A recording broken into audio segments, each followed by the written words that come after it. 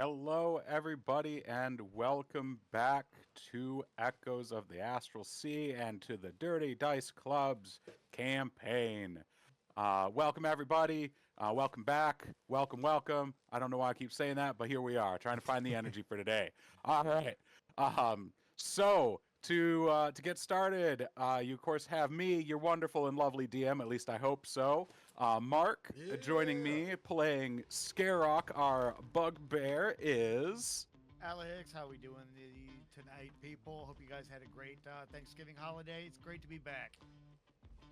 And of course, we also have, not specifically, but General Szar. Hey guys, I'm Josh Robertson. I'm going to be playing the pirate bug captain, General Szar. Yeah. And we have, of course, of short stature, but to hear the stories, he might stand a little taller, our resident gun monk, Tinman. Howdy. Dayton here. We're going to have a blast. And lastly, of course, we can't forget the brash, the brazen, the wonderful, and incredible Valen. Played by. Thank you guys. Thanks to everyone tuning in. My name is Matthew Roberts. I'm playing Valen Yosai, your astral elf.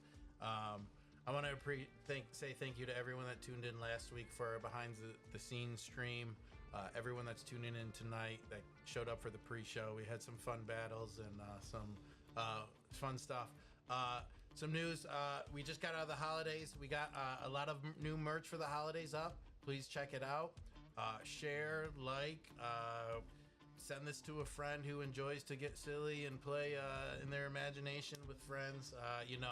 We're coming up to the end of the year here, so hope everyone is excited for it and got good plans. But we got a great episode here for you guys tonight, and I'm super excited for things to come here. So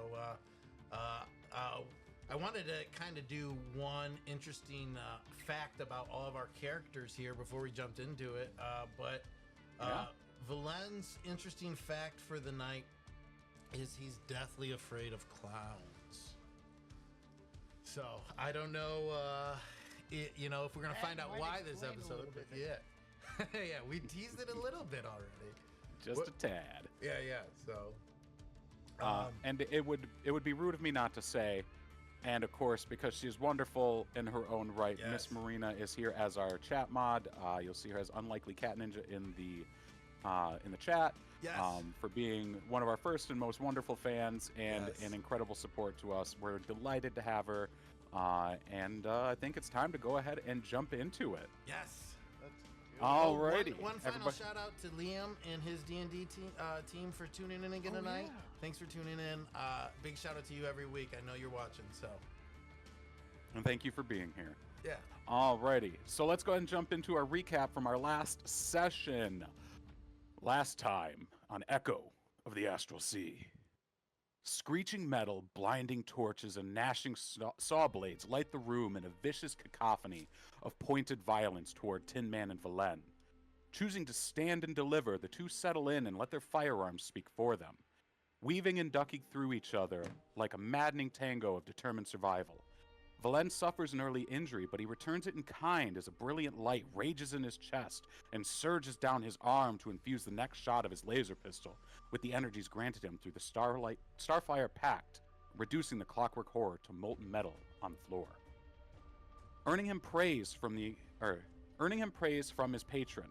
Meanwhile, Tinman shows us the work of trigonometry, carefully mapping out each simple equation and finding the answer every time he pulled the trigger. Recovering from their own ordeal, Skarok and Szar rush to help only to find much of the work done. In an attempt to find a proper line of sight, perhaps caused by some earlier damage, Tinman attempted to fire on one of the remaining keening clockwork horrors and triggered a malfunction, activating his sales mode, speaking at a high pitch and dancing around with spinning lights with a bright, jaunty tune. Valen reacts strongly to the music, bellowing that it be turned off immediately.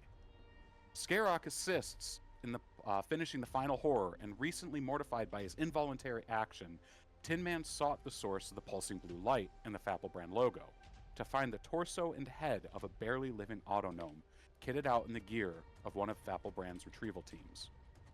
Tinman took stock of the items, and the auto had on and among their belongings found a piece of paper that detailed that they should find the traveler and a clip-on flashlight-like device that didn't seem to be working. There's a lot of hyphens in that sentence. Just as Tinman seeks to put the auto out of his misery, a residual spike of energy surges and it recognizes Tinman, referring to him as the Traveler, and that they found him, finally. Valen looks around to find that since the ship gravity is reversed, they're on the ceiling and the controls are above them. Recognizing the messed up gravity is likely to be a result of the destroyed clockwork horror embedded into the control panel, he suggests that Tinman fire at it to knock it down. Skarok sees this, and instinct takes over, realizing what's about to happen. He yells for everyone to brace as Tinman takes the shot. It flies true, and the creature falls from where it was struck, and suddenly the entire ship starts to spin rapidly. Prepared for this, Skarok and Szar both find a way to hold on, and take some damage from the flying shrapnel and scrap. Valen attempts to grab Tinman, and Starlight steps, forgetting that he cannot take another individual with him, leaving Tinman mid-air as everything begins to spin. However, our courageous and ever-prepared Autonome proves that, while appreciated, the help was unnecessary. Within the panels of his body emerge small thrusters that ignite and cause him to slowly fall to the ground as the world spins around him. The spinning eventually comes to a stop, and the party make room for the spell-jamming helm, before hearing a call from Ryback, in clear need of aid. This suspicion is confirmed as they climb back down and find Ryback and the cadets cleaning up after what was clearly a heated battle with nearly a dozen of the clockwork creatures. Most notably, though, was that Ryback was missing his left arm from the elbow down. With a bit of gallows humor, he tosses the arm to Skarok and hollers, "Kabak!" eliciting a concerned and doting from Skarok as he attempts to use his newfound healing to reattach the arm. Szar offered his expertise and they worked together. Szar guided Skarok, and while their abilities hailed from different sources, the process of healing was similar. With both of them working, Ryback was elated to have his arm working again, and lamented that they should have been there when he lost his toe. Feeling they were in the clear, and feeling they needed the need to finally take a moment to sit down, the party and their companions settled in for dinner. Skarok prepares an ibex, a legendary bird on Verdanth that lived in the very highest heights of the Aegis trees in his homeland, though confided in the fact that one simply needed to know how to hunt them, and dismissed the legends as fancy. The last time he had this particular meal, though, was just before Skarok lost his brother, and he proceeded to share that story. Valen found himself caught up in the moment and pontificated on some of his past experiences. But the exhaustion was clearly weighing on them all, a few strong stories that petered out into amicable silence before he took up his pipes. Tinman assisted Skarok in his cooking, while Szar ranted about how cool the dread pirate Szar was, and how much he hated that he was cool, wishing dearly that he'd been the one to turn the entire battery of cannons on someone. The gentle pipes and soft harmonica heralded in an evening of full bellies and uncertain peace. Each of you finds your place to settle in and find your rest. You do finally get a long rest. The following 8-ish hours remain relatively uneventful. I would like, just to clarify, I know that Thrycreen do not need to sleep, that Astral Elves need to only rest for 4 hours, and the rest they can meditate, and then Autonomes have Sentry Rest similar to Warforged. So 3 of the 4 of you don't need to actually sleep. Yes. That said, Get some rest, Skarok. We'll take care of things. No, sorry, I'm just holding y'all back. Let me, I'm gonna go catch some Z's, I guess. Do you start purring? do you run in your sleep? If I chitter like a bug, Skarok's gotta purr. I hope so. It's He the growls cutest more little like a purrs bear. you lay down too. You kind of like go around as a cat, like hit the ground, right? Hey, he's more bear and Okay. dog like than a cat. So Okay, definitely- sorry. he definitely does do the circle bit. Like he Okay, walks yeah, around yeah. the kitchen a couple times and then finally just kind of like snuggle down. Gotta get comfortable. Yep. Yes, that's awesome. So as silence sort of falls over everybody, And I would you- like to just point Yeah, out go one ahead. thing. Skarok is curled around the bag of clothing to prevent anybody from possibly going in there for a midnight snack. Ooh. I see how it is. You have something to add, Valen? No, I'm just gonna spend the time getting my armor back on because I foolishly took it off, and kind of prepping for this mission, and getting ready to go down planet side, kind of checking my weapons and stuff, and ensuring I'm kind of ready to go. Yep. And you know that this trip is going to take a while. This is the first night you only just secured the Beholder ship, the Tyrant ship. And so it's going to be just over 2 weeks of a trip. So knowing that your armor is ready, having it ready near you is a good instinct. And besides, you never know what might happen out in the Astral Sea. Though technically you're in Toral space, you never know. Yeah, I've been caught Hey, not man, in we're my down to armor split. one too many times than I like already. So unless I'm really comfortable, it stays on. All right, and is there anything any of you would like to do during the long rest? Nothing fancy, just cleaning my sword, sharpening it. You know, general small maintenance on my equipment. I have a Upkeep, quick yep. rules question since I'm new to Warlock. My infusions, can I do those on an item, just any spell? You mean Artificer? I'm sorry, Artificer, not Warlock. My infusions. You had me going there for a second. I know next to everything about Warlock, and you said infusions, and I was like, if I were to make my What are you talking about? if I were to make my infusions in the downtime, it's just any Artificer spell is put into that item. No, so you have specific infusions that you get, Okay. Yes. and you get to choose from a list. I think at your level you get to choose 2. Okay. And yes, Oh yeah, you're right. Sorry. yeah. That's all. That answers yeah. my question then. Sounds good. And the infusions themselves will specify if it needs to be on like a ranged weapon, a physical Okay. weapon, or if they make a new weapon entirely. Okay. I Um, just wanted to. but yeah, or I wasn't armor. sure if there was something I needed to do in my downtime to use them in the future, and if not, we're good. Yeah, yeah. so you will primarily be using your infusions during the downtime, Okay. during long rests specifically. Okay. If you would like to flavor that in any way, please feel free. Not right now, but in the future for sure. Okay. All right. So the evening wears on. You can see that Rybeck has already turned in. You see the large lump of the GIF on a very surprisingly thin bedroll there. He seems barely covered up by a sheet, but he seems to be sleeping quite soundly. He's actually hugging his left arm to his chest. And as you can see, I'm doing a bit of a cosplay of Rybeck myself. I'm missing my left arm. But so the Tinman, you find a spot by a wall. You sit down, you lean against it. You got your hat tucked over your eyes, your ankles crossed, and your gun across your chest. You feel something jostle on your hip. Or what do you do? I'm going to assume that's the dove, since Stargrazer sits on my back. So I'm going to go ahead and take a And look at what I'm. As you look down to reach for it, you see the dove is missing. Oh.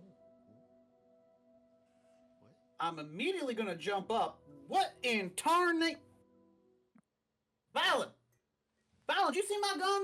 I haven't literally closed my eyes in a second. I didn't see it go anywhere. Why do you think I would have it? You think I took it? You're about 'Cause- the only person that uses a gun. All I right. mean, that's a good point, but can I do Just a Szar, like, perception check "Aw." to see if I see it anywhere? I would be delighted if both of you were to make a perception check. Yeah, that's easy. I rolled a 14. Is it flying away? All right. And I rolled a 15. You look around and you're searching frantically, and you look this way and that. Maybe you dropped it when you were sitting around having your your meal, or when you were in the middle of your festivities. The only thing you see is a dark, like a patch of darkness resting above Skarok's bags. Not the bag of holding, his normal bags. And it sort of sits there like a floating, like a dark gaseous form, as it were. I'm going to kind of like peer at it and like try to sneak up on it. You seen that too, right? I'm not crazy. Yeah, I see that. So, Valen, you're approaching. Tinman, what are you doing? I'm not approaching, but kind of like stealthily Trying to get a better look. going around it, seeing if it notices. Okay. I'm gonna kind of look at him funny for a minute, and then kind of follow suit, moving from the other side. Okay. So as you approach, you can see that there seems to be something rummaging through Skarok's bags. And after a moment, it stops. It throws his bag off to the side and then moves over to Skarok, specifically over his weaponry. And immediately you see the gold filigree and the oozing antimatter around his I'm trying to think of the word, the infused spear, start to suck away from the spear into this black cloud. And you can see as it adds to the swirling of the cloud, and it turns almost into a full night sky as the purple adds to the dark blacks and grays, and the gold filigree sort of fills in where the stars are, some of them shining a little brighter, some of them not. And after a moment, the energy completely subsists from the spear, and you see Dove in her other form sort of gently touch down on the ground next to Skarok. You can see as the gold filigree tangles in her lacy sleeves and seems to dance along the delicate fabric and finding its own place among her dress, as if like school children finding their place in a line, ambling and uncoordinated but endearing. A dancing goop-like energy adheres to the lace, lifting its colorations from a drab black to a full-bodied purple. When she raises her head to look at you, her entire visage is fuzzy for a moment. She seems to exhale a haze that rises from the gaps in her chassis. Her head whips around to stare at you, Tinman, staring in a wide-eyed glare. She rises and floats over to you. The mist that she leaves behind settles over all of you. Tinman, each of you see this, but Tinman sees it directly. Skarok, even in your sleeping moments, you are sucked into a dream that you don't remember. Tinman, the world around you fades into the mist, enveloping you and pressing in on you. You feel constricted, and you struggle against it, and as you do, it becomes tighter. The thought to stop crosses your mind, but giving up never worked for you before. It's simply not who you are. You feel threads like iron grip you like a god, crushing you in their palm. Your breath is driven from your lungs, and lances of pain cause you to spasm. Or it feels like breath is driven from the lungs that you don't have. The pain feeds your desperation. It compels you, and you use every centimeter of room you have to thrash and throw yourself against this prison. You hear a rip, and then another. You hear a voice call out to you, a voice you don't recognize.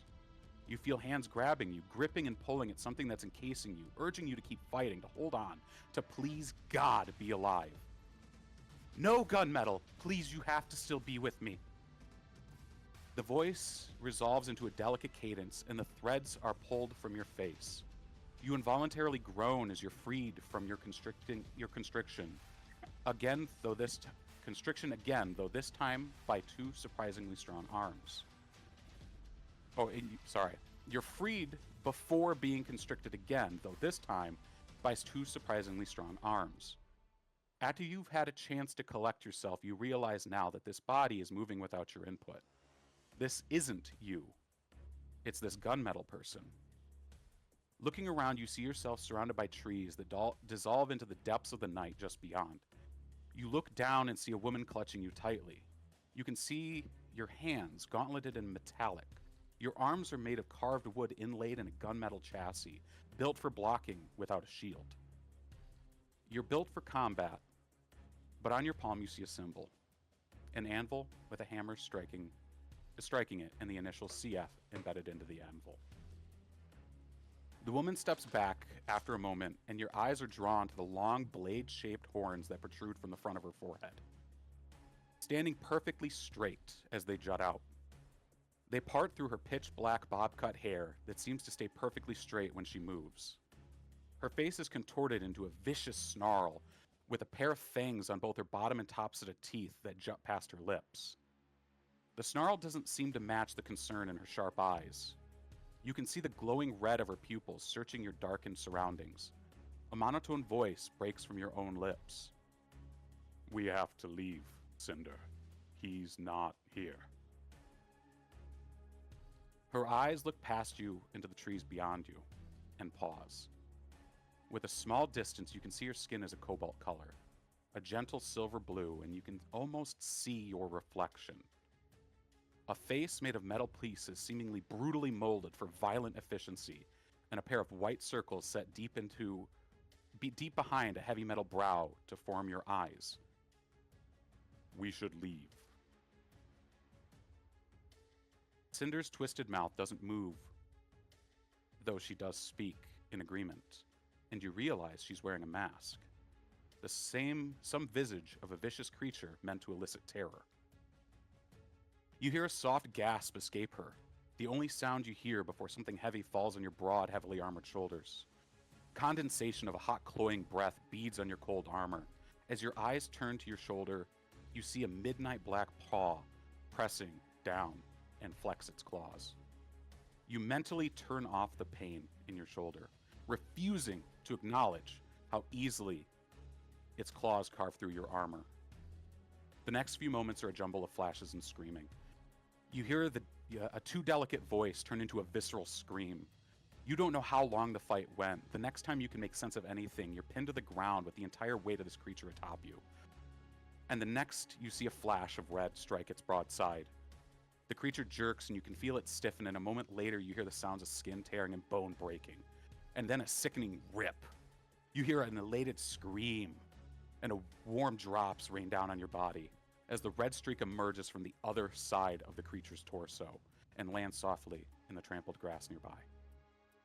You look over at her, barely visible in the darkness, her slight frame glistening with gore, of the gore of her kill, and a wide ruby eyes staring at you. "You know where he is, Gunmetal. You will tell me." She approaches with a cat-like grace, and you can see in each hand she's carrying a long, gently curved blade with a single edge. The only sound you hear as she approaches is the rustling of wind jostling the foliage. You look into the sky, and through the dense foliage you can just make out a tree reaching miles into the sky. You come back to your senses, all four of you. And you can see that Dove has returned to your hip.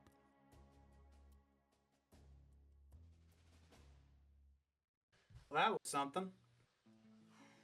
Am I still asleep? Yes. Guys, I was just chilling over here in my hammock, but what was that?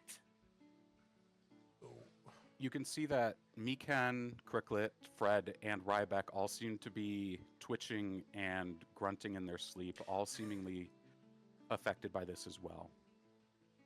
The mist has dissipated. I'm gonna go over and kick Skarok awake. Did you Hey! guys leave some of that box in here from the academy? What did you guys? Hey, what's was it- going on? That's what I'm wondering. Last time we had some weird psionic stuff happen, this man was at the core of it. I mean, he wasn't the source, come to find out, but What was up with that tree? It was at the core. Hey, wake up, big guy. We got some questions here. I know you like to sleep here, but some of us need to get answers about what's going on.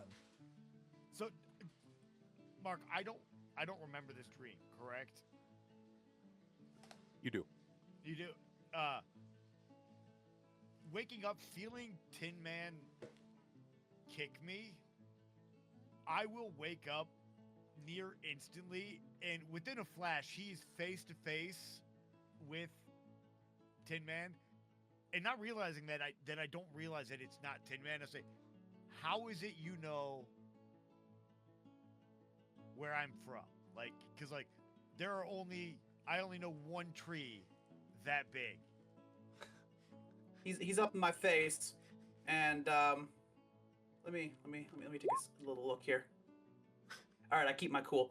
So he's right up in my face, and I'm just gonna kind of point to his spear. You may want to check on that. I look over, and is there a creature? Your spear is just laying there. It no longer has the same effect as whatever Nico did to it.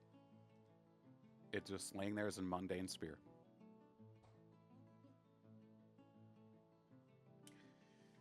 He's gonna reach back. Okay. Well, I'm really not sure what's going on here, guys. But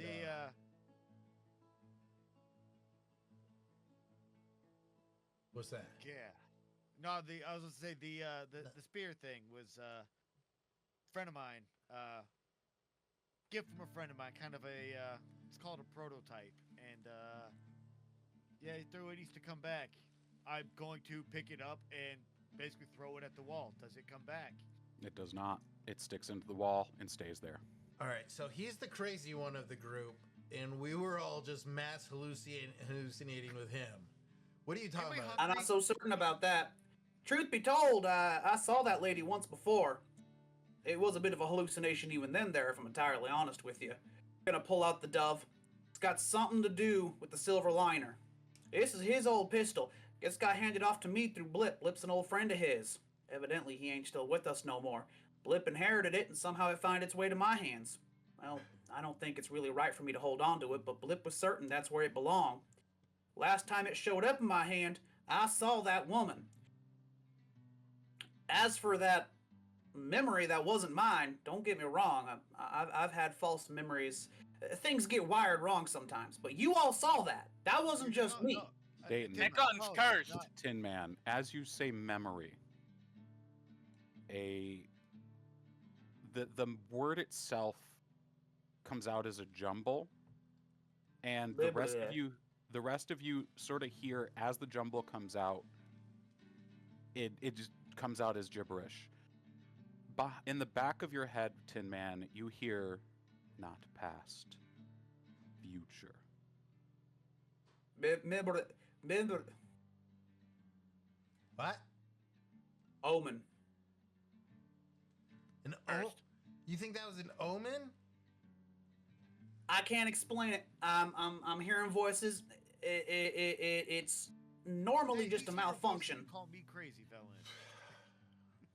I'm I'm traveling with a bunch of weirdos. I'm actually starting to agree with to Szar there. Not about the weirdo thing. I mean, most of you, yeah, honestly, Czar's probably right about that. But no, For I'm sure. starting to worry that this pistol here might be a bit cursed. I can't get rid of it. I gotta hold on to it. Blip entrusted me with it, but Look, I've seen a few items that cause hallucinations in my time, and let me tell you, they've all been cursed. Yeah. I feel like it's trying to tell us something. Well, I mean, feel like it's an omen. I think it'd only be rude not to dabble a little bit more. Do we all want to chill out a little bit longer and see what happens here? No, be careful with that, Tin Man. I fear the bite might be worse than the bark here. That was extremely strange. Yeah. And I didn't Somehow I didn't disappears really off my. I didn't really Sorry, go ahead. recognize anything in that hallucination, right? Off the top of your head, no, nothing looks particularly Just a fly on familiar. the wall for me. Yeah, pretty much. Yeah. What about I, mean, Szar? I would track the location, right? Yes, Skarok, you would recognize Verdanth. You would Yep. recognize the Aegis tree. Okay. Szar, nothing there looks familiar, though the woman bore a striking resemblance to a mercenary out in the belt called Cobalt Cinder. And considering she was referred to as Cinder, seems kind of likely. It's safe to assume. Yeah. Szar can assume that was the Cobalt Cinder. Yes, and generally speaking, she's not been a huge deal in the belt. She was only particularly notable in regards to how brutal and efficient her kills have been. Okay. We're gonna Still considered small, low tier. Correct. So Only barely above Mook. And just to let you guys all know, like, if they are on my planet, that planet, I don't even know what you would call where I live. It is not exactly a world. People don't go there. People didn't know it was there until recently before I left. So Well, that's all the more reason to be concerned. Half the time when a new world shows up on the map, all sorts of manner of commercial industries come storming in looking for resources. yeah, you are Oh, so that's quite true. 'Cause we didn't get too many outlanders on my home planet. Now, Well, something that- about tunneling bug people was creepy or something. I don't know. it is creepy. All right, well, I wasn't going to say it out let's loud. calm down But, a little bit. Okay. well, I'll tell you this much. It's okay. The dove but it's fell off my creepy. waist somehow. The dove fell off my waist somehow. And regardless of the hallucination, it ate the enchantment straight off that man's spear. you did. So we need to watch out. I'm going to be keeping this thing under tighter lock moving forward. Put it in the If y'all bag see of something strange, No, don't put it in the back of clothing. Lock it up. Just lock it up for now. How strange are we talking? Because I look at all of you on a daily basis, and there's plenty of red flags under the category of strange. It's eating Says the pirate. magic. says the pirate. It's eating magic items, enchantments. Let's lock it up. I don't want it to be just digesting all my keepsakes. I have a few that I like. Well, Oh, They're that's special. true. That's true. I Lock have a it nice up. shield. All right, This is my nice shield. okay. You've already lost one magic Tinman, item to Tinman, one if of your these gun guys. eats my shield, we're gonna have problem. All right, we're all taking right, a vote. all right. Y'all convinced me. All right, Y'all so wait, convinced wait, me. wait, hold up. Hey, you said that there was a creature. Describe it. What did it look like? Valen, you've seen this creature before. Really? Outside of the academy when Tin Man was saved from the Braxat. Oh. That's so I was stuck, right? You were I could stuck, but witness- you were still aware of I everything around you, witnessed it. just Yeah, like the yeah. others were. Yes, That was everything moved extremely slowly, but you did catch a glimpse. Yeah, I just tell the group that I did notice her before, but I don't really know what it means. I mean, You noticed her and you didn't say anything before? Oh, We so were you running for our hallucinate lives. too. well, I don't go around trauma bonding with everyone I meet immediately, okay? But You're lost. now that So this party's the exception. I'll keep that in mind. I feel comfortable around you. I did notice that. I thought it was strange, but it looked like you wanted to keep it to yourself, and I'm not a man to pry into other guys' business. Nope, I can respect that, Valen. Right. That is a Mhm. respectable notion. Well, now Right, we but can now the safely creepy- say Go ahead, something Tinman. going on. Something is going on. And we need to keep an eye on this dove. Both the weapon and this creature, this figure that seems to be connected to it. I don't know how this connects back to the silver liner, but I aim to figure it out. So here's what we're going to do. Blip entrusted it to me. I'm holding on to it. But I am going to peace tie it. So, put it away. Get it tied up. Anyone got some thread I can use? Get this I thing. do. I'll Hold du- on, some, like, basically wrap it like meat. Get it some parchment paper and some. I think he's just gonna Supply. tie it to his waist so he can still use it, but he can't get away and eat stuff. Almost. Well, I'll place it in my bag for now. okay. We ain't no I- need for it. Just we got what? Dying, it Got a won't week do and a any half, good 2 if you weeks. Turn into a shadow. Who specifically is putting the string on it? Tin Man. This piece. I'm gonna peace tie it, and it sounds like Skarok is gonna wrap it. Okay. Yeah, like I'm providing materials. Tinman for Tinman to do what he needs. So as Tin Man, the weapon stays inert as you tie it. You tie it down, or not down, but you do the piece tie. That way, it basically have to break the string in order to fire it again, so everybody will know if you did it. The moment Skarok approaches it, the firearm goes off. I need you to roll Cursed. 3d8. Oh my Cursed. god. Scrap. Cursed. Yo, point that thing somewhere else. 10 damage? 10 damage. Okay. The ceiling takes 10 damage. Okay. Yeah, I'm gonna But the Ow. gun be itself, over there. the gun itself disperses into a black mist and moves behind you, Tin Man. Skarok behind Tin Man, standing above him, not above him, but sort of towering over him because she's taller than he is Dove. And you can see that her hands are tied together with the string. She leans down to you, Tin Man. He will not touch me. He tells lies.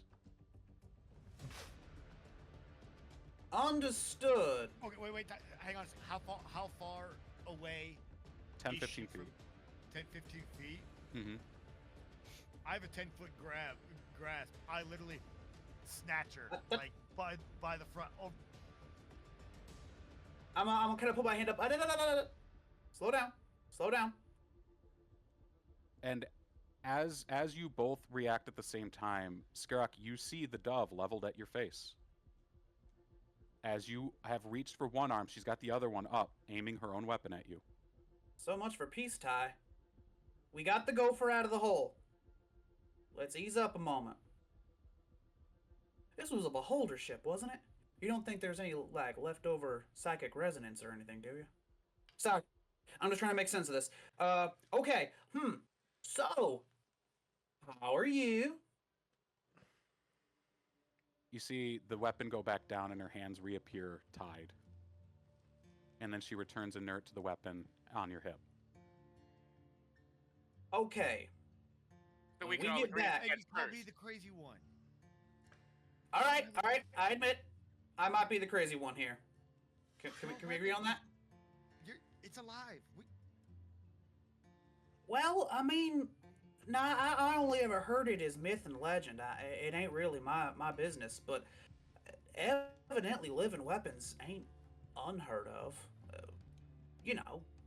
Big dang adventurers out there with their magic Excaliburs, and sometimes weird things happen.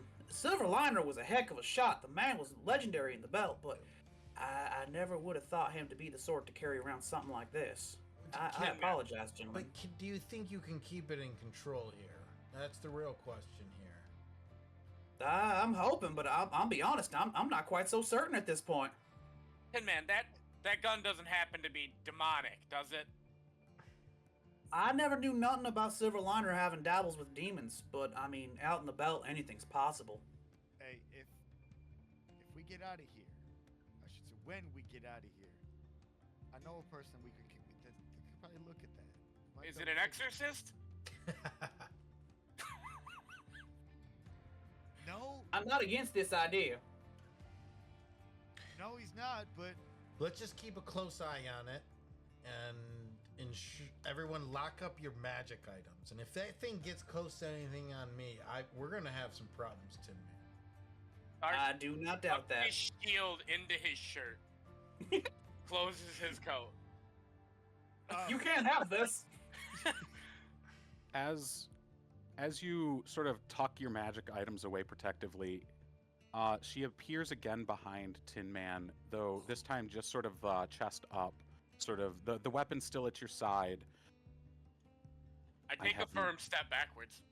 I have no interest in your mundane magics. She retreats, and in the back of your head, Tin Man, you hear, the other one has sense of the Ordis. We exist to destroy the Ordis. Y'all ever heard of an iconoclast?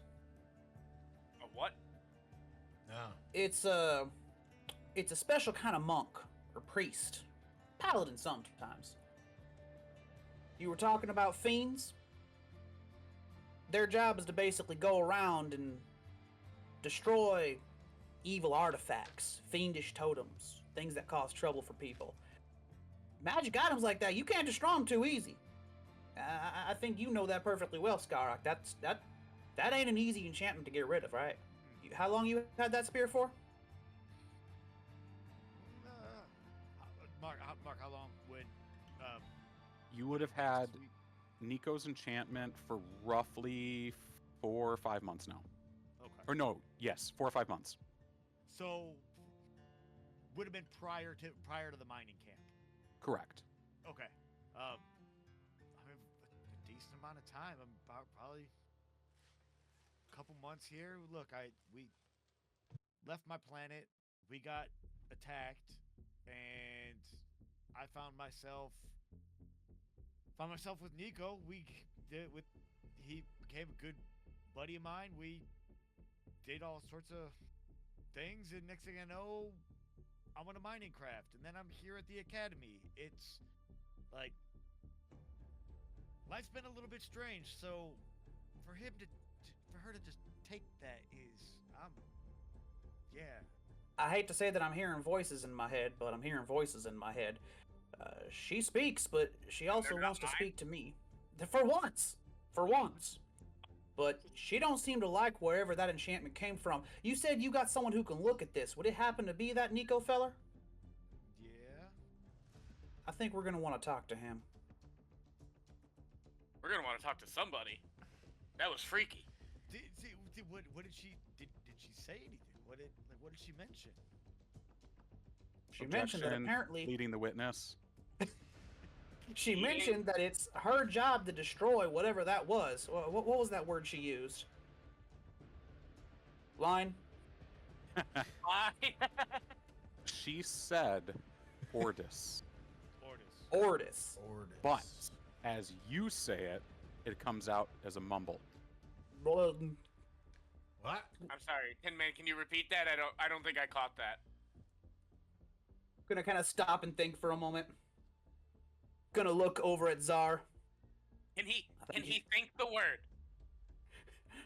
I think you're right, Szar.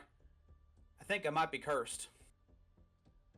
And I'm just gonna leave it at that. All right. Yep. Tinman, you need help. I agree. All need help. I'm gonna find a spot like on the other side of the craft to go sit down and get my rest for the evening. I'm telling you now, I don't know what's going on. If I hear any more of that clown music and these ghosts and demons showing up to you, I'm throwing you off the ship. Whoa. Can I turn my belt for my brim down? I think- Wouldn't be the first time. All right. I don't think we should throw Tinman himself off the ship. Maybe just the cursed gun. You want to try and touch the gun again? Yeah, I just saw what happened. We're Hey, I launching. didn't try to touch it. I watched Skarok try to touch it, and I We're gotta gonna say, find out why he's the satellite kid if that thing gets too out of control. I don't want to hear Listen, any I'm of not that. any happier about this than you are. I'm starting to feel like the one gun bearer. Yeah. Let's just keep the clown music down. One little thing. Clown music now. One thing I should notice, Tinman, is as you were peace tying the dove, you noticed that in the cylinder, were every sorry, I'm losing my words. She was full ammo. Every spot in the cylinder was full, Interesting. as opposed to the 3 that you were left with prior. Hmm. Ooh. Okay. How many shots in the cylinder is there? 6. 6. It's missing 1 now I'll keep that in mind. From the shot. from the one that Reloaded, fired it's into gone. the ceiling. I think we should tie that thing up. We I think you should go to bed. You hear Rybok yell. that's a Hey, Go back to sleep. Your arm needs to heal, okay? yeah, and we got a long trip ahead of us. We got a big mission ahead of us. I don't want to throw out the idea of using a cursed gun as we're going to this extremely dangerous mission. All I'm going to say is please keep it in check. I do not want to turn you into the satellite kid for real. Ryback, if you talk back to me, I'm putting the cursed gun under your pillow. As this like bickering, not bickering, like this You banter hear goes back and forth. You'll try. Go ahead, Alex. And as this like banter goes back and forth, Skarok seeing everybody wake is just gonna make like a light like like basically cup noodle for everybody, but it's just like noodles. And we like, and Valen starts getting on his soapbox, being like, "Come on, just keep it tied up." I'm like, "Hey, Valen," and I just slide the cup noodle at him. It's I like, catch "Eat." it without looking at it. And I immediately pull out some chopsticks and start slurping it up. Right? And it's really loud because I'm enjoying it. Hold on. But how do you use these things? We don't. You just use your These where I come from. Your I two don't. mandibles as I chopsticks. don't know if this works for me. No, thank you, Skarok. This is actually hitting the spot here. Yeah, let's keep that thing close and locked up and away from me. So when I say close to you and not to me, okay? I get the feeling I don't have much of a agree with choice. that. Hey, Valen, we drew bunks earlier. I forgot to tell you, Tinman's your bunk mate. I'm glad I don't sleep. Bad timing. Bad timing. And I look at the bunk just like, okay. No, and I'm going to actually take a look at the Spelljammer helm and see if I can be more familiar with it so Tin Man doesn't have to be the only Spelljammer in the group. No, it's Tin Man's the only one that Tin Man can't spell only jam. one can't spell Oh. jam. Yeah. Yes. Sorry. So you look at the spell jamming helm and and as you determined Gee, last right time, up the nose. as you determined last time, it is a fold-out chair-like device that doesn't have legs. Instead of legs, it has this crystalline structure that hangs sort of like a crystal chandelier on the bottom of it, just flush with the wood. As you set it up last time, it projected an intricate rune on the ground, as most spelljammers do. You recognize this as the runic circle that you would need to be in order to, jam the ship, as it were, Yeah. to spell jam. In your culture, and from what you're used to, these are things you stand inside, and you have a helmet on. Yeah. Hence, spell jamming helm being something that you misunderstood. Yeah. But up in the command deck, the jammer is set up, and it is hovering there waiting for the first person to take a seat. Yeah, I'm going to take a seat here and ask kind of the rest of the crew, hey, we got a long trip. Anything we want to take care of before we hit the boosters on this bad boy? See what this thing's made out of? And then... I mean, if you want to hit the gas, go for it. And then I'm going to kind of take control of it and start putting us on a trajectory to see if there's anything I can do to get us there a little faster with my experience of being at the helm and traversing the stars, just looking at it and seeing if I can help. Yeah, so as you sit down, it takes a few minutes for you to attune to the Spelljammer helm. It's a bit unlike what you felt before, but you can feel the similarities. As you sit down, you rest your hands on the rests.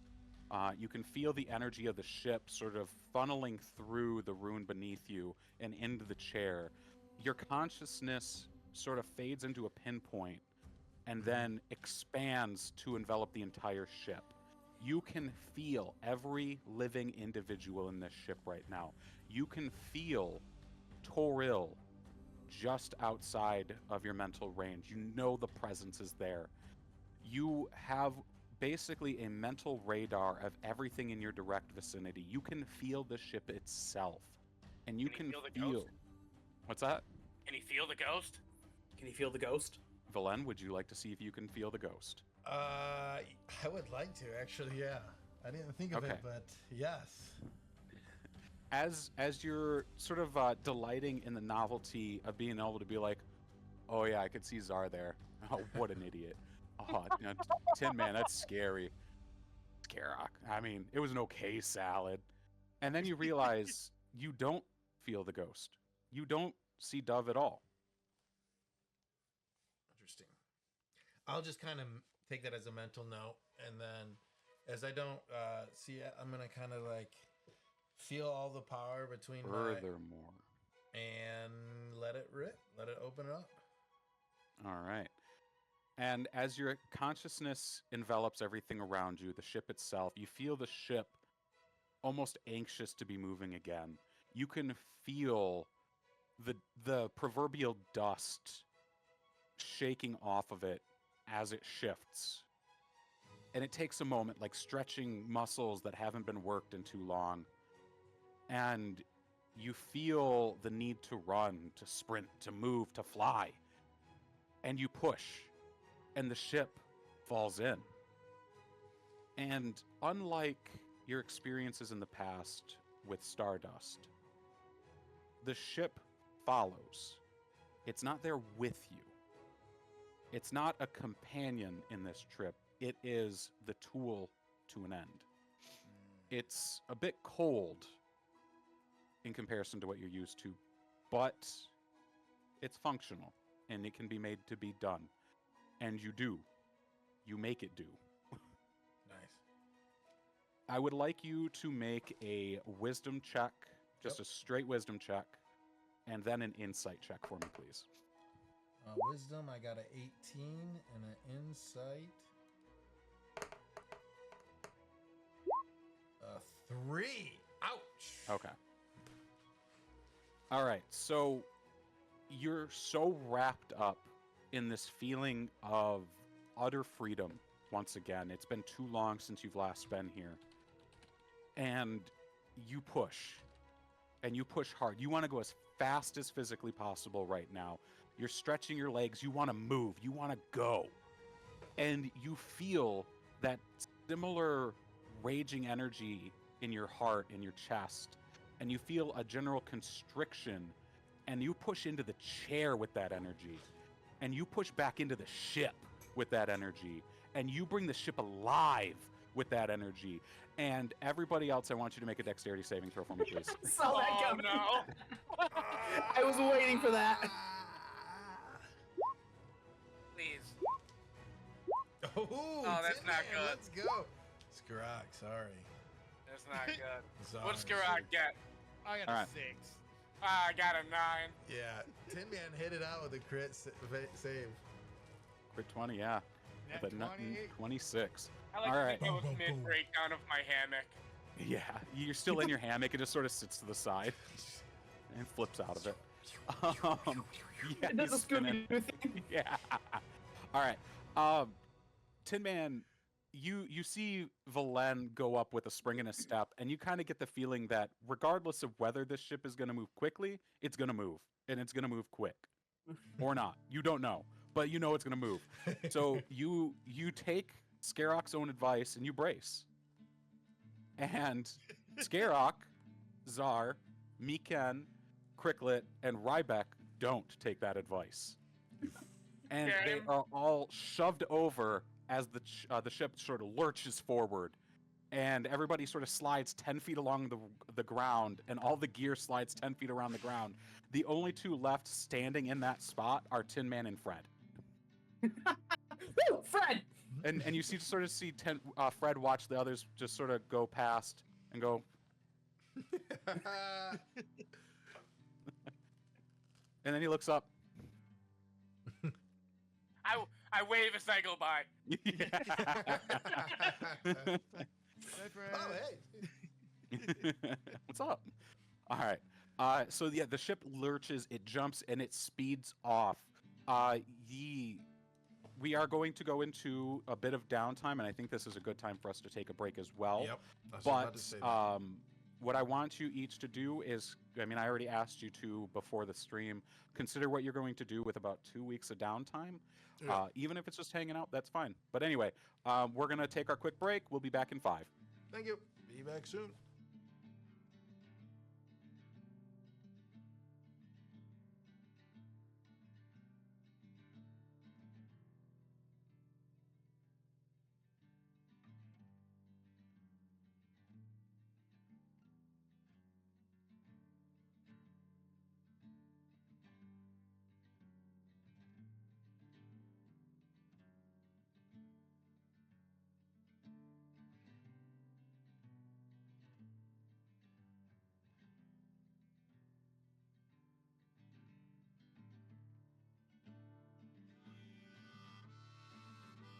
Alrighty.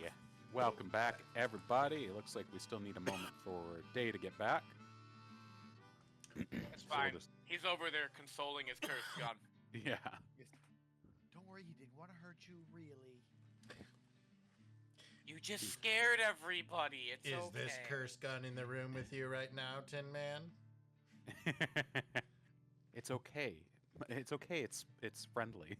Does this spaceship have a Ouija board? I'm trying to talk to his gun. But no, My while gun we're is waiting friendly. for Don't worry Dayton, about it. I would actually probably pull out a set of gaming dice, or try to see if the crew can put together at least one set of gaming dice. I don't know if we're gonna be able to play it tonight, but that's what I would be doing with my time. Looking Let's to see. gamble a little bit and Yeah, throw around a little money. Skarok's down to throw bones. I mean, he and the other hunters in the enclaves would play games of chance between catches and Yeah. So probably Maybe start a that little if- leaderboard of some of the dice games, so we can play over the next few days and kind of keep a running tally going. And I assume it would probably be going back and forth, but never letting Tin Man play, because obviously he'd be cheating. He's a robot. It's like bringing a calculator to a blackjack table, right? So Yeah, that's cheating. so all of us are having a good time. Probably one night, one of us is a winner. The next, someone else is. And then as soon as Or at a ping pong table, I got 4 arms. and then Tin Man shows up, and we're just like, I guess I'm done gambling now, guys. I'm gonna go find something else to do. Now, see, Hey, because Tin what I'm Man, gonna do, hey. what I'm gonna do, is I'm gonna produce some playing cards, and say, "Come on, poker ain't about numbers. It's about knowing your opponent." I'm in. I'm definitely down for some cards. I don't know. Mark can do this. Also, like downtime. Maybe just roll a dice and figure out who the winner is, and maybe in the future we can have No, we got to get a table camera and we all actually play play poker. one hand of poker. We can all pick up Liar's Bar. Okay. All right. Wait a minute. We can all go to Google real quick and say, "Give me a hand of poker." See who gets the best hand. Give me I'll play for a Ryback. random hand of poker. Don't lie. Be honest.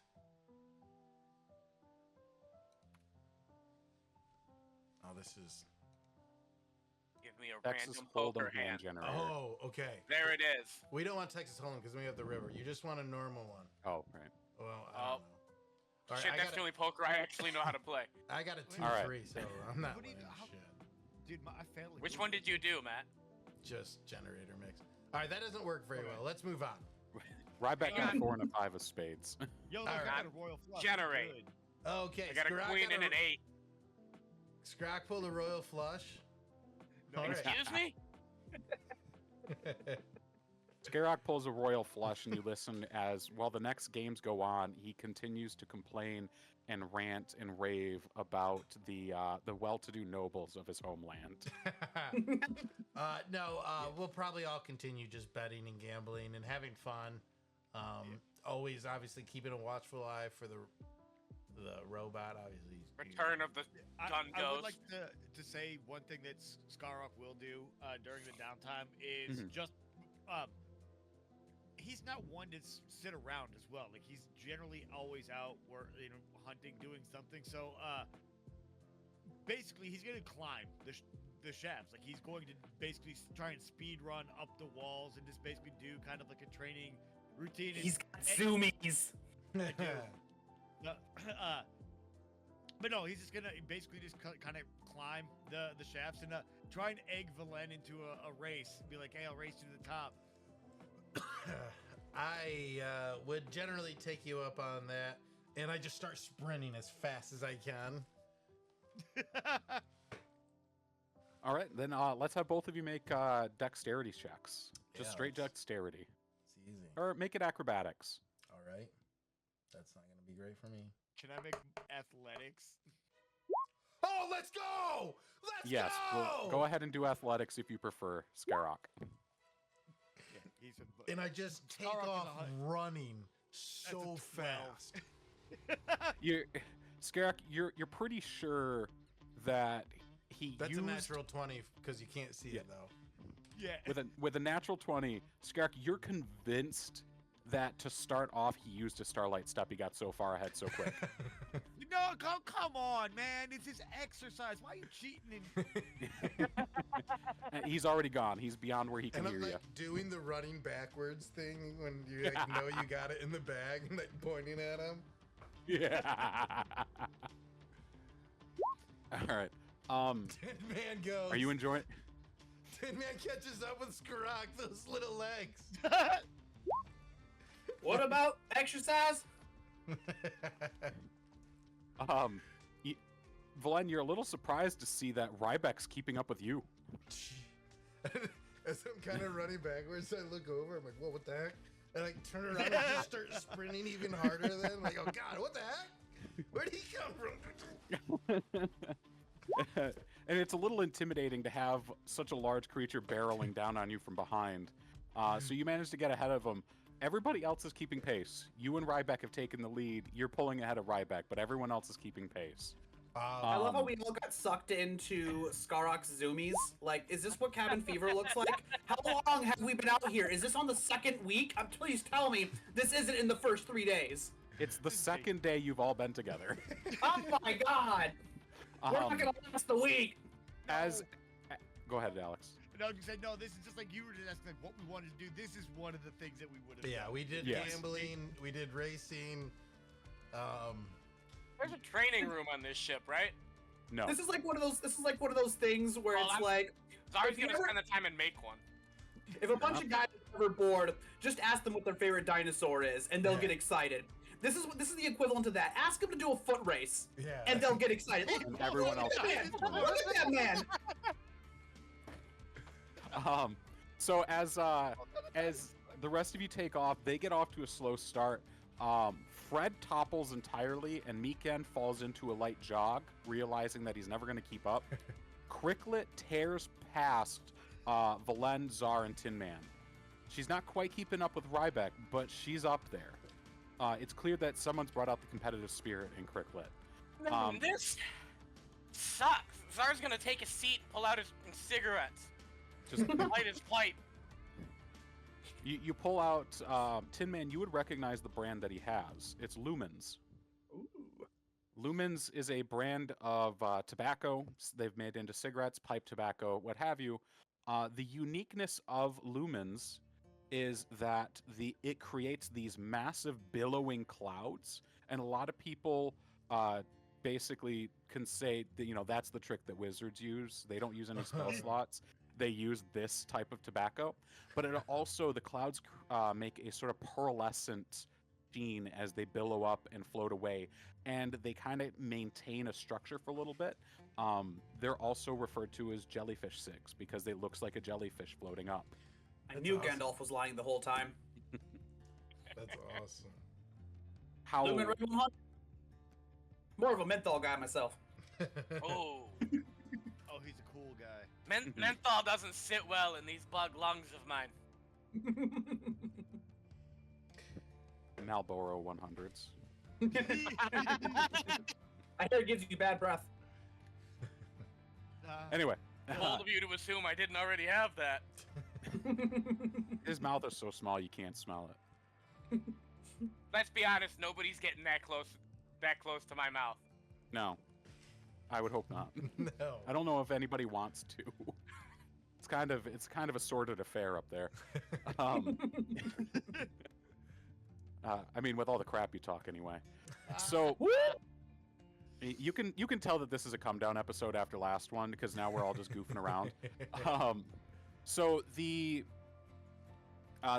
trip carries on. You each try and find ways to keep yourselves occupied. By about the 1 week mark, it has gone from races to everybody just scheduling a jog around the ship, just so to make sure everybody's staying in shape and everybody's getting something to engage themselves with. You see that Meekin has pulled out several textbooks. Fred has taken to using his pseudopod nature to adhere himself to the walls and seeing how high he can climb before gravity takes over and pulls him down. So far, he's managed to get all the way up into the second part of the ship without any help. Cricklet has taken up. Hang on. Is he literally just being like a kid who's throwing slime on the wall and waiting to see how long it takes to fall off the wall? The sticky Pretty hand. much. Yes, pretty much. You can see that Cricklet would have approached you specifically, Valen, and asked about a training regimen, some manner of exercise and a dueling to keep sharp, and especially working off this anxiety of this coming up mission. First thing I would do is like slowly walk away and say, lesson number 1. And as soon as I have my back to him, I turn around and be like, never put your back to the enemy. And then I'm gonna. And she's already got her blade up. I'm gonna try to like go into like wrestle her a little bit and like take her down. All right, go ahead and make an athletics check. Yep. And she will do the same. Is it the other Thrycreen? Correct. This is the one that was Meeken's group. So you both seem evenly a 15. matched. Yes, with a 15. She also got a 15. Oh. As you turn around to grapple, she meets you. Hands up, grabbing yours. And you can see actually that her 2-second extra sets of legs has reached forward to grab the lapels of your shirt. And you can see that she's going to move in for a judo throw to knock you down, using all 4 of her arms and her leverage. I want you to make another athletics check to resist it. Ooh, that's not good. Okay. You weren't expecting the second set of hands, and she gets a leg behind yours and flips you over her hip, slamming you onto the ground. You can feel as all 4 legs grab you a little tighter to keep you from hitting too hard, and then she just lifts you back up and sets you back down. Nobody expects the second hands. That was a test to see what we were working with. You're very capable. It's impressive. Her primary hands even out your shirt. She steps back and gives you a small bow. Thank you. And then I'm gonna. Carl just leans down to Tim and goes, "That was kind of hot." Dart And- chimes in directly into Skarok's head. You're telling me. I'm gonna think directly into Skarok's head and say, "Your breath does smell." That's not I how it hear works. He doesn't hear you.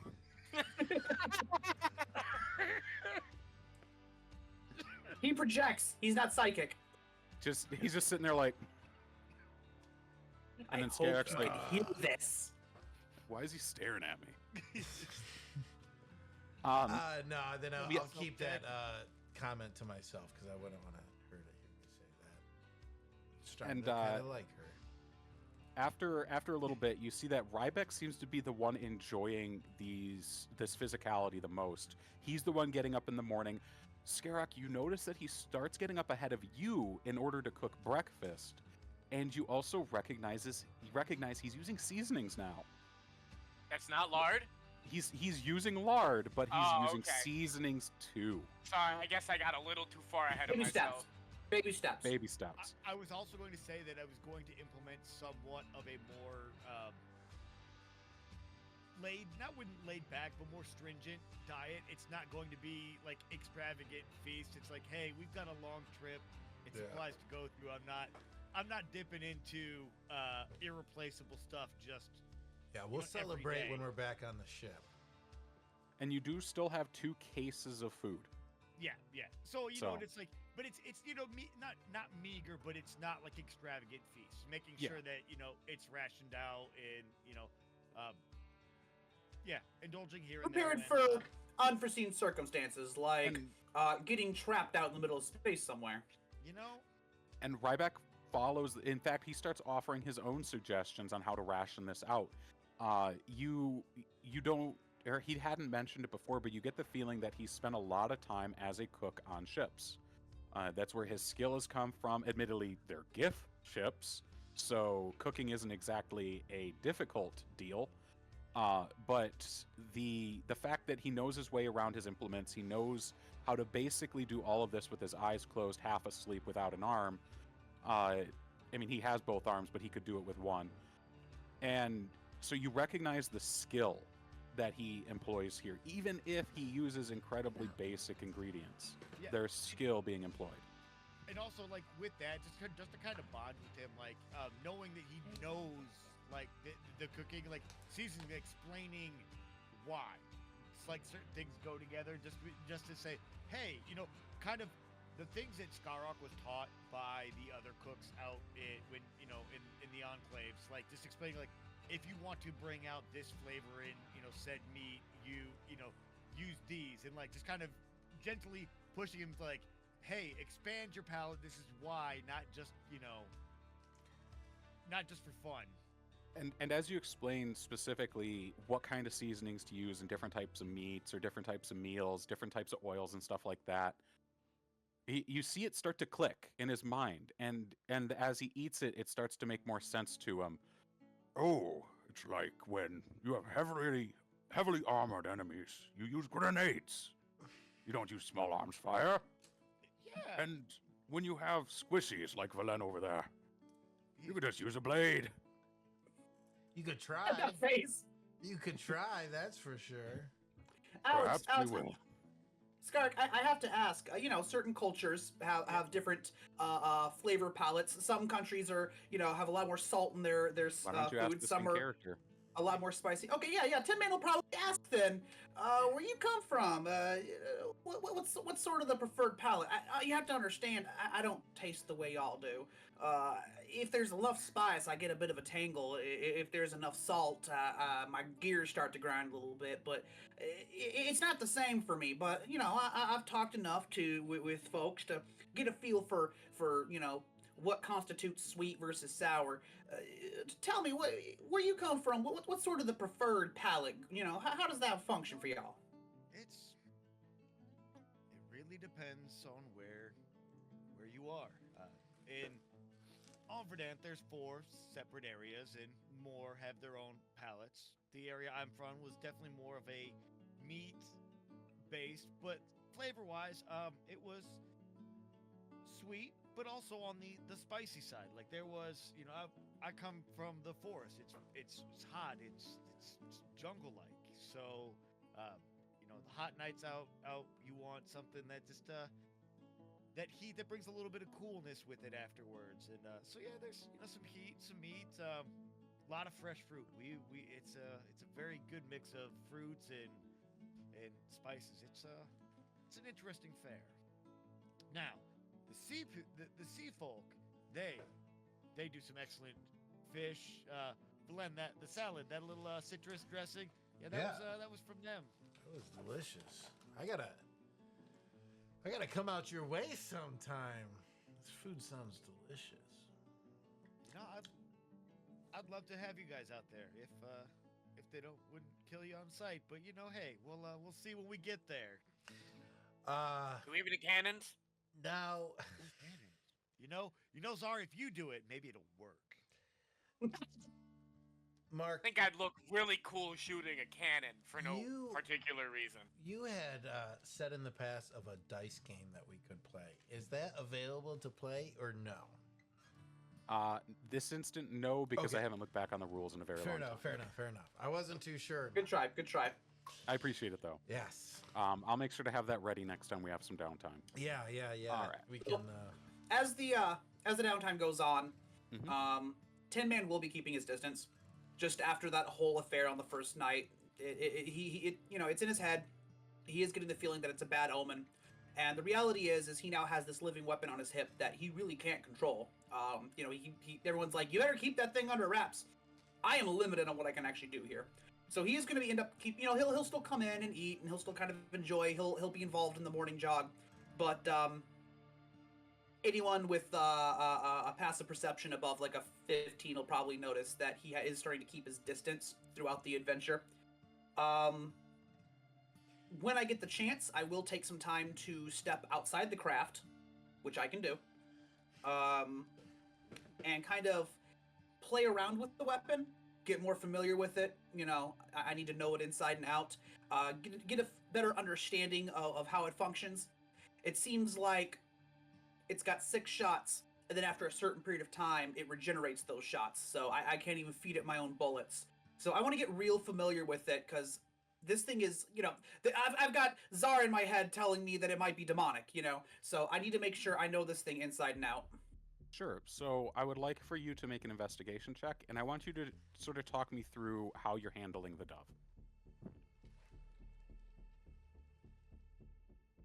Investigation. Yeah, we can do that. An 18 with no modders, with no modifiers.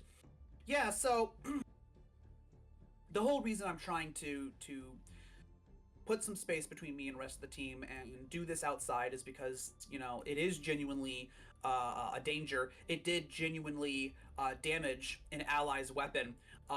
It did genuinely wield itself and point itself right at Szar's face. This thing is a danger, and I do not have control over it, so I am being a little cautious. But in my mind, I keep looking at it, and all I see is the silver liner. This old friend of mine that really put me on my quest. So I'm treating the weapon with a lot of reverence. Reverence? That's the word. I'm treating the weapon with a lot of reverence, but I'm being really cautious with it and just kind of coaxing it all. He's not exactly great with words, so it kind of coaxing it all and like, all right, girl, let's see what we can do here. All right, be good for me now. Just using trying to be as soft and gentle as he can be for someone who is not very soft and gentle. Okay. So so you're looking it over, trying to determine what kind of mechanisms it has, what is causing it to function the way it functions, and to generally understand if there's any other bits and bobs or little secrets that it's keeping from you, correct? Okay. That inside of understanding the magical element to it, it clearly has an intelligence. I need to get a feel for what her demeanor is. Where does she draw the line? Where, is she going to be a liability versus an ally? Okay. You're just gonna leave it out, see if someone picks it up, see what happens to them. You spend a good part of an entire day outside on the outer edge of the tyrant ship. It almost feels like you're sitting on a moon with the dusty stone surface and the pock marks around the sides. You made it clear so to everyone. It feels comfortable is what you mean. Correct. Whether or not you told anybody else you're out here, going out here is not something that anybody else wouldn't be able to see unless you're actively sneaking. Because you would have exited through the massive cargo bay that everybody sees at all times. I'm not trying to be stealthy, but Tinman is used to being ignored and unassumed. He's used to slipping away. Mm. He's not trying to be stealthy, but he's used to being able to slip away without much attention. You spend the better part of a day fiddling with doing everything except pulling the trigger, because you recognize and understand these bullets or this ammunition itself seems to be valuable in some way. You take the time, you make sure to check the action, make sure that everything's cleaned up, make sure that your firearm is a firearm. It's making sure that it will function when you next need it. And you feel as you polish the barrel and you work in work out some of the gunk that got caught into the handle, you can actually see the firearm ease some. The grip goes from a more gripping, like a spike-like rubber, to something softer that holds your hand instead of grips into into the parts of what are they called? The panels in your hand. So instead of gripping and latching onto you, it is become more comfortable to hold. The barrel itself turns a little stockier, a little shorter, but denser. So it's probably about 2 inches dense. So this looks almost like a hand cannon now. In fact, it is a hand cannon now. By the time you sit down, you feel that nothing more you could do physically to this firearm or with this firearm. Well, you've run through your entire repertoire. You've polished it, you've cleaned it, you've made sure that all the bullets were checked. But you notice as you pull out one of the bullets that as it leaves the chamber, I want you to make a strength saving throw. Saving throw. Oh my. Oh. It's an 8. Okay. Oh. As you reach up for one of the bullets, you got it opened up. You reach it and you hear a voice in your head say, "No, don't!" And you pull it out and it drops. And it pulls your hand down with it. And it pins your hand between the bullet and the outer hull of the ship. And you see as your hand starts to twitch and break as it pushes through your hand and starts to cling to the side of the ship. Valen, where you are right now at the spelljamming helm, the entire ship stops. Exactly. What in the every- dark? Hey, Tin Man, what are you doing out there? You watch as the gun leaves your hand. She gives you a disappointed shake of her head and reaches down and plucks it up. You see her other hand open and she puts it into a chamber inside of her palm. And then she returns to your hand. I love Skyward Sword. Okay. Pure Ortsite core. Incredibly heavy. Please be careful. And she retreats again. Goodness. Didn't think I'd be carrying around a goddamn neutron star with me. Valen, the ship, it was a momentary jerk and it's back to moving again. You're not sure quite, well, you do actually know what happened. Tin Man is standing on the outside and he stopped it somehow. You don't recognize how or why. But you do recognize for a moment that your ship was in contact with something much, much, much larger and much denser than your own ship. And then after a moment, it disappears. Yeah, I'm sure it's probably. First of all, it's good to know that in case we need to do it in the future to hit the e-brake on a ship. But yeah, I assume it's probably like when your buddy's just joking and they pull the e-brake on you while you're driving, right? Yeah.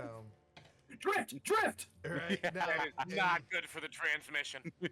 once I feel the power come back, I'm gonna like just take note of it and realize I'm gonna have to ask a few questions here soon.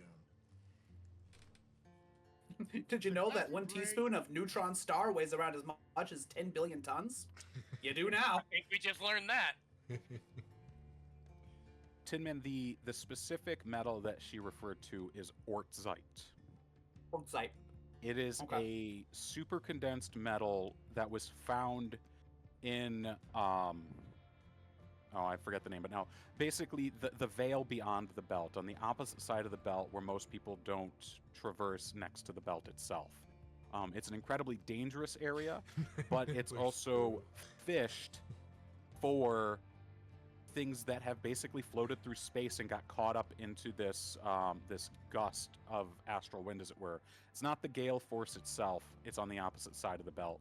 But a lot of people will travel out about a couple of miles and try to get hooks around floating, basically dreadnoughts and things that float by, parts of planets, asteroids, things that have been long dead.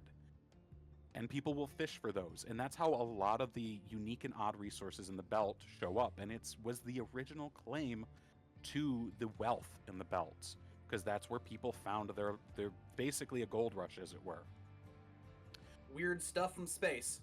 Yes, Got it. pretty much. And so ortsite was one of those things, and it revolutionized how everything was done. Basically, you can use a single centimeter wide piece of ortsite to stabilize an entire settlement. You just needed to make sure it was safe and it stayed stationary. Interesting. Not something you normally make a bullet out of. Correct.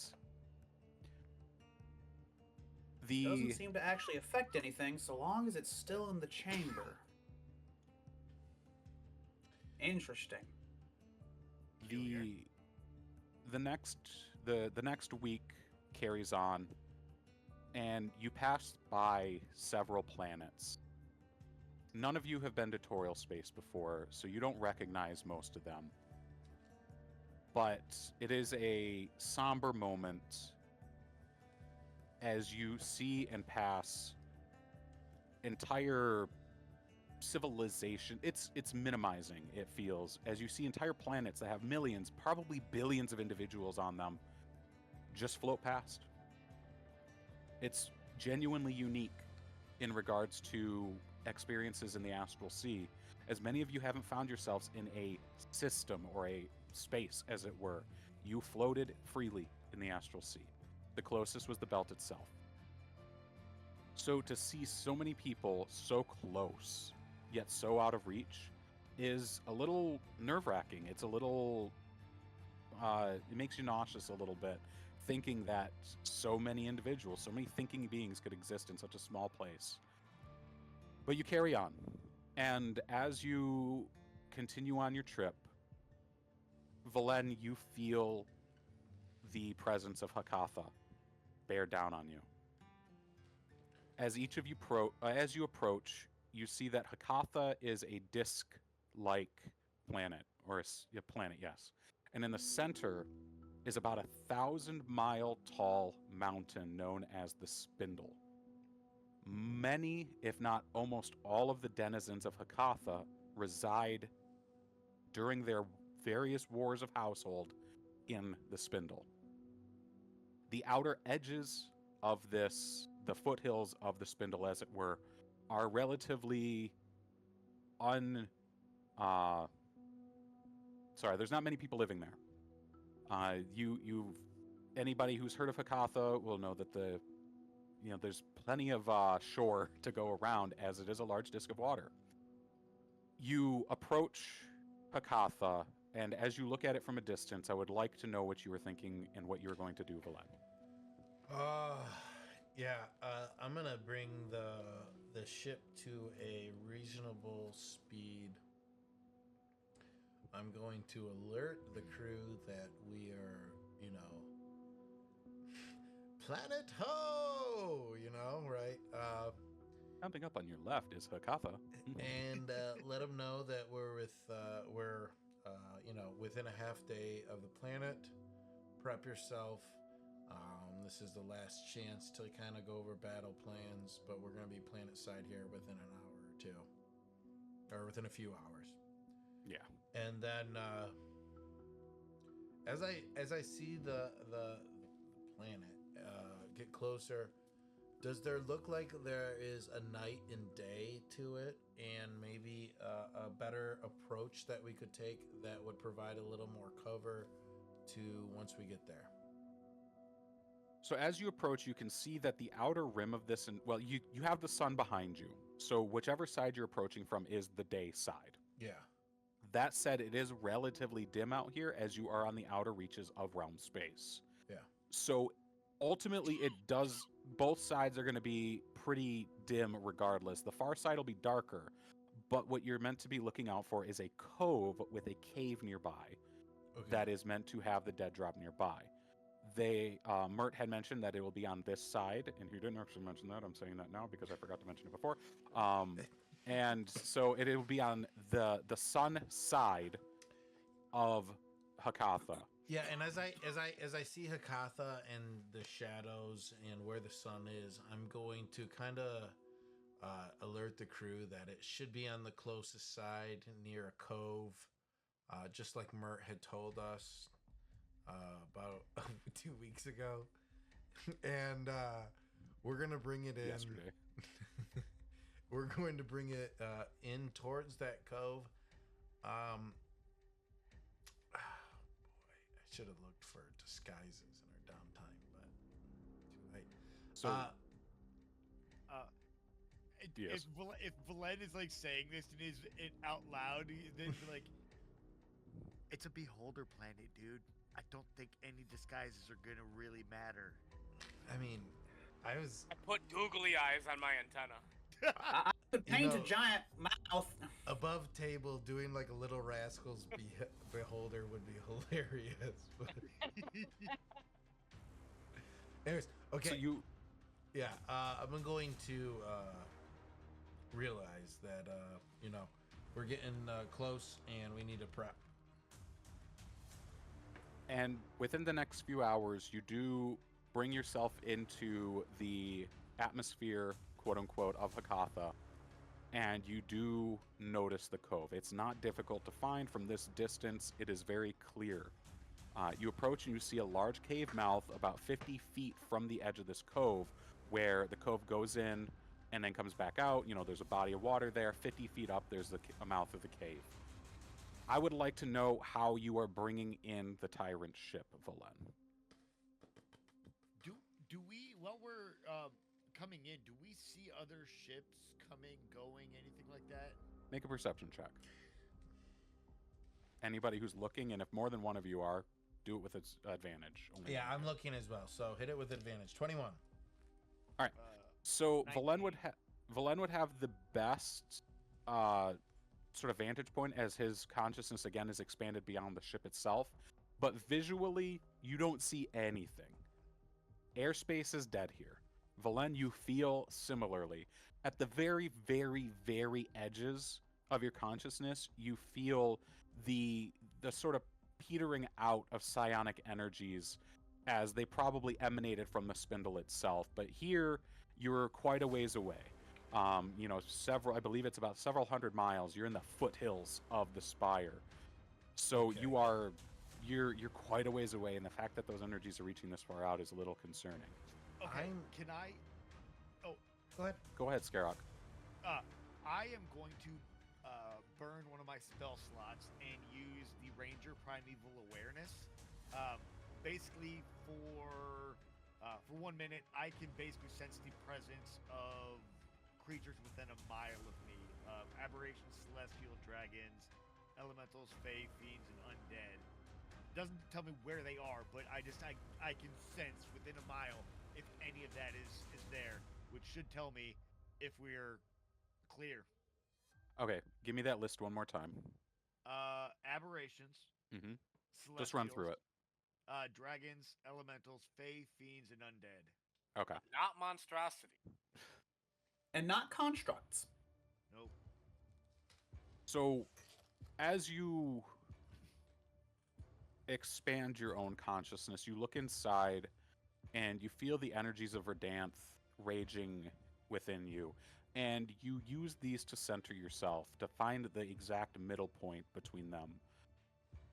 And you reach out to any sort of emission that is unlike them. Anything that stands out, anything different, anything odd, you're looking by contrast. And you don't find anything. You don't see or hear anything, but you do feel celestial energy emanating from the Spelljammer helm and the man sitting in it.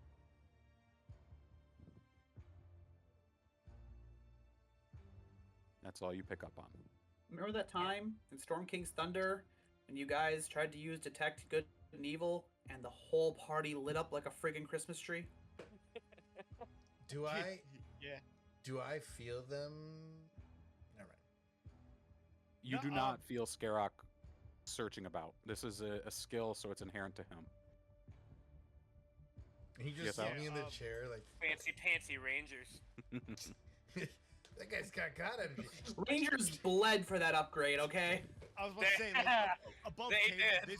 this is the optional choice you get as a ranger, and it's still pretty crappy compared to most classes. It is. Rangers I mean, I do prefer bleed all for the that. optional. I prefer most of the optional stuff for Rangers, anyways. Yeah. You really need it. You really need Yeah. it. Okay, anyways. Yeah, I love leading into the flavor of it. So yeah, basically, Skarok is kind of like, as you said, and I actually think his legs kind of root, like he roots himself into the ship as if like becoming part of the tree, and kind of extends that energy field out, and just says, yeah, I don't feel anything, like almost a devoid of life, except celestial, and that is close. That's all I'll say, because you know, again, I can't tell exact location, so But you know a general direction, and you know that Valen is the only other person that close in that direction. So yeah, the only thing that's here is Starboy, and I think we can bring it in. Valen Starboy Yosei? Yeah. The Star Boy. I am going to. Now, you said this ship is kind of like backwards, right? Upside down almost, right? So it flies with the mouth forward. Okay. So the way you see it there, in that image, the downward part is the forward part. Okay. And does it land that way too? Or am I Are gonna, you like... landing it? It's a great question. How are you Alright. landing it? I Ultimately, it's your choice. Yeah, I thought You this don't know thing how had- these ships work. Yeah, it looked hold like up. this thing had like legs or such, right? So You see tendrils sticking out of the back, but you get the feeling they will not support the full weight of this this creature, of this ship. What were you going to say, Alex? No, I was going to say I think no, I don't think we want to land it. I think, to be honest, let's leave the trainees on board, give them the helm. We go down, do the dead drop. they pick us They up. they keep the ship, you know, The flight engine ready. running. Yep. Yeah. That's a Start good the plan. plane! They're our Start the getaway driver. plane! No, that's a Alright, good plan. I'm gonna step out of the chair and look around at the other three and have them step up, and then actually walk off to my gear and start prepping for landing. All right. Can I just say, just during the downtime, that we would have traded off flying so that they're not like literally, hey, mission critical, first time flying, good luck. Yeah. Well, yeah, we've stayed in constant motion for what, 16 days? as you bring up- please. As you bring up the concern, Miken snaps a salute. No worries, we're third years of the academy. We know how this works. They're first years. I'm gonna get Miken, out of the helm. Fred, and Cricklet. Take over, guys. I gotta prep for this landing here. This might be a tough one. Miken snaps a salute and sits down. You see the Spelljammer helm. It takes him a couple minutes like it did for you, and it hums to life, and the ship stands right there in the sky. About how far up did you stop it? Above ground level. Probably. Is there any cloud level? No. Okay. Probably about a solid 30 feet off the ground. Okay. So only 30? All right. So then as you go to get your gear together, anybody else doing anything specific? No, I'm just getting my gear together. Okay. Yeah, same. Tinman? Kind of get Taking my Stargazer, shield out of hiding. cock it, look over at Szar. Get ready. I don't think this is going to be some fun Terry Pratchett adventure. Subconsciously, Skarok's like gonna reach back, not feel the blob, and more or less try and pull it back. And does the spear return? It does not. Huh. And then yeah, he just goes back to the old style and actually straps the spear back on, make sure his glaives going the other way, and prep for landing. All right. So over the next half an hour, the entire ship is a flurry of movement, of everybody getting ready, of Ryback ensuring that everybody's got their packs packed, of everybody's got their weapons put together, everything's sharpened, everything's ready to go. Yes, Dad. This is entirely unnecessary considering you spent the last basically 2 weeks doing exactly this. This is that. But you can last see that bit. Yes, you can see that Ryback seems to have a nervous energy about him as he's getting you ready. You can see at one point, Skarok, he stops with you and he pats you on the sides of the shoulders. You be careful down there. What if I lose another arm? Then we'll have lunch. Indeed. I'll have to learn how to cook kabak since you won't be here. Said, keep a hold of your limbs, old man. We'll be back. And you yours. He pats you on the side. Kill I him just dead. gotta elbow him in the stomach. His ample gut. He pats you on the back. Kill him dead. And as you see him head back, and he pulls out a bag, and you see him pull out a plank of wood, and he tosses it on the ground, and he's like, "Well, we won't be needing that." And you see it as it unfolds into a small rowboat that floats gently above the ground. Ooh, This is a joy boat. Nice. Yes. Joyride the joy boat. I guess we won't be needing that. He looks out the front and sees that literally 30 feet down, a jump that any of you could make easily, is the ground. We will take the boat. Okay. Well, it's there for you. But be careful.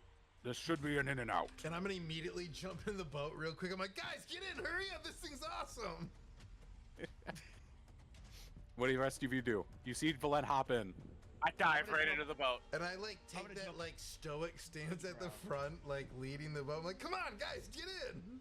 The George Washington. Yeah, like I'm the one George knee Washington up on over the Delaware. front. Tin Man, are you hopping in as well? Might as well. You guys Alright. have no idea where I got it. Bizarre's mid-boat with a flag.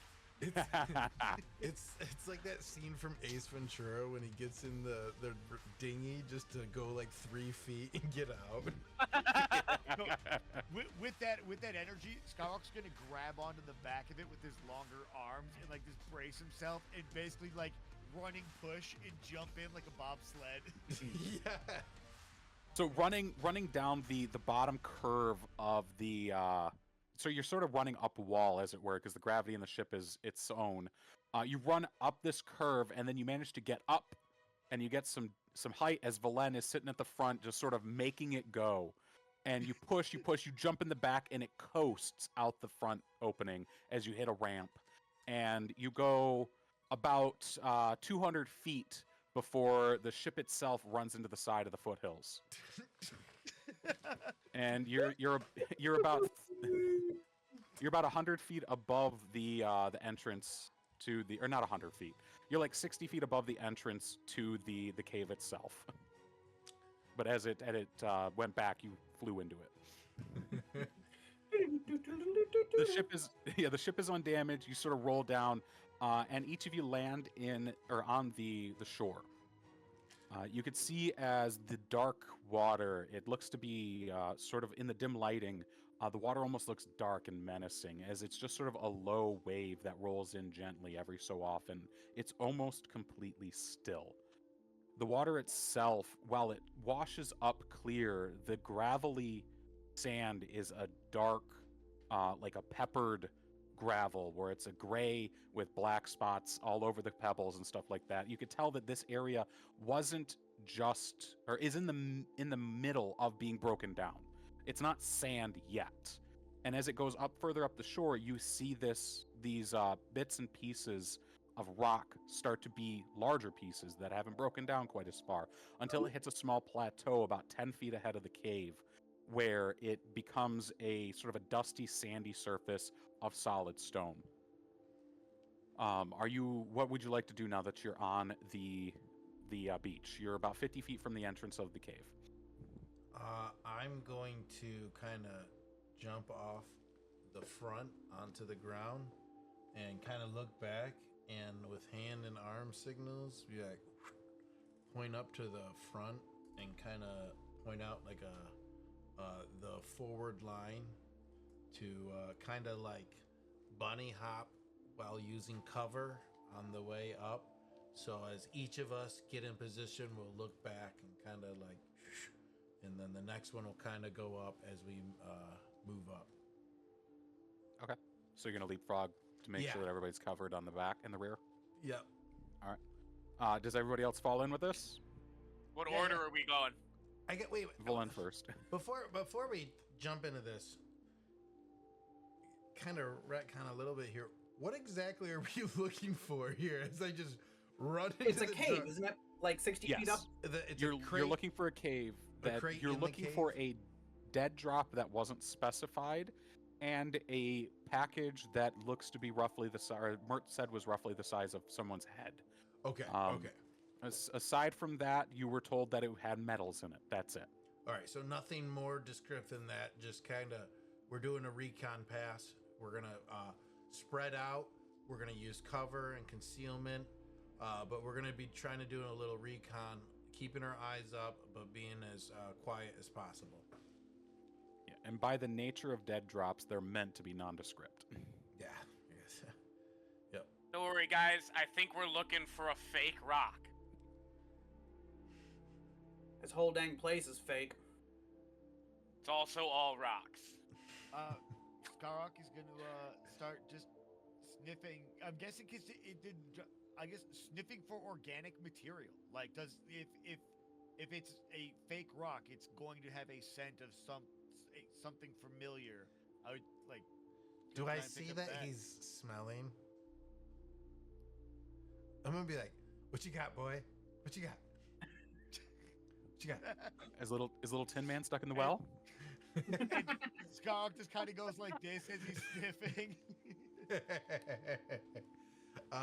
You You kind of just pee. So rude. So rude. you lift your nose into the sky and to catch a scent, and you do catch something. It's metallic, almost more like blood, but not quite with the warmth, the warmth that you're used to. Right. Blood has a particular scent, but it sort of leans further on the metallic side, almost like rust. As you get closer to the cave, you smell it getting stronger, but it takes on a more metallic scent, and you can smell the scent of pressed bodies, and you almost get a whiff of Szar, insofar as the insectoil non-scent, as it were. As you approach, you can look into the cave. The opening itself is like almost 60 feet wide and stands 40 to 60 feet in the air, and you can look into the cave now. Tin Man's just like watching the rear, like super anxious. I don't know what could be the dead drop in here, to be honest. It's definitely not obvious. Should check that rock on the left. I don't know, guys. It might be those skeletons over there. As you step up to the entrance of the cave, as you make your way forward, as Valen instructs and directs, who's the first person going in? I would probably take point. This early. Is everybody okay with him taking point? Yeah, absolutely. This early in the group, not knowing who is the strongest and best, Valen would naturally take the first step forward into a dark cave and hope for the best. He'd rather I can rely on guarantee you himself. that Yeah. Tin Man is holding up the rear. All right. Skarok is gonna gently So- nudge Valen forward as he hesitates for that one step. He's just gonna. Get in there. All right, so As- our line is as Valen Skaraka says, scare off "What you Szar got, Tin boy?" Man. Correct. Yeah, Alright. yeah, exactly. As Skaraka, yeah, go ahead. One of my multifaceted eyes is locked wholeheartedly on Tin Man and his cursed gum. Well, first of all, I got my regular rifle with me, old Stargrazer. And I'm sitting here basically like aiming at every rock, just like super anxious. I've So got my the- sword out. Okay. Does anybody else have a weapon prepared? I take out my laser pistol and kind of just like post up a little bit with it.